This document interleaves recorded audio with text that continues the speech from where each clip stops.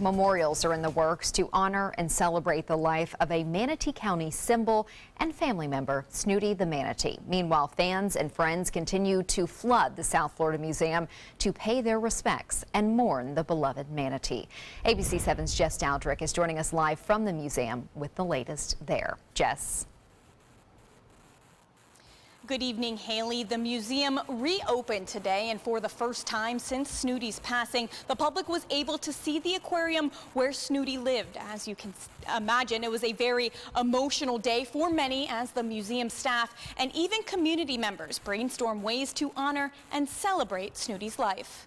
He was just the most popular resident in Manatee County. I mean, everybody loves Snooty. The growing memorial outside of the South Florida Museum is proof. Heads of lettuce, homemade cards, balloons, all symbolizing the community's love.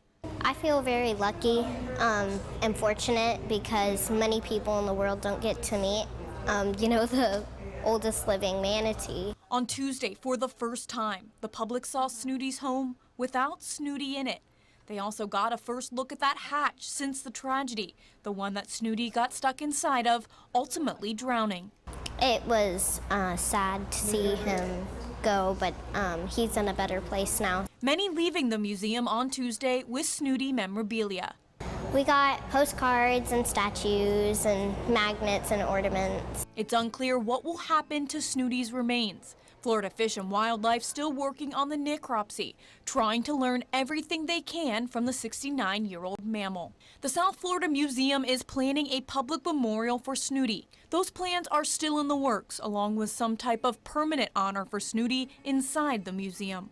But already, his legacy is living on. We went to the first manatee show of the day, and they talked a lot about Snooty, and one of the other manatees was kind of spinning around doing, they called it a barrel roll, and he mentioned that she had learned that from Snooty. Meanwhile, the community is looking for its own way to honor the beloved mammal. When Snooty passed, I was devastated. I think the whole community probably felt the same way. So Anthony Pusateri started a petition to move the controversial Confederate statue from in front of the courthouse to somewhere else, and in its place, put a Snooty statue. It's definitely gaining some traction, and it's still growing. There are already more than 4,600 signatures. However, Manatee County government has not received any official request to replace the Confederate statue.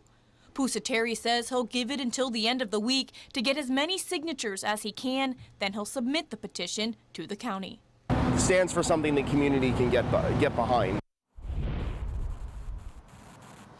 I'm told that it was a very somber day inside of the museum. The media was not allowed in there. A lot of people, though, coming out in tears. Now, as far as how the other manatees are doing now that Snooty has passed, I'm told that they're doing relatively okay, that they are eating and acting pretty normal. Now, coming up at 6 o'clock, we're taking a look at how Snooty's loss could impact visitors coming to Manatee County.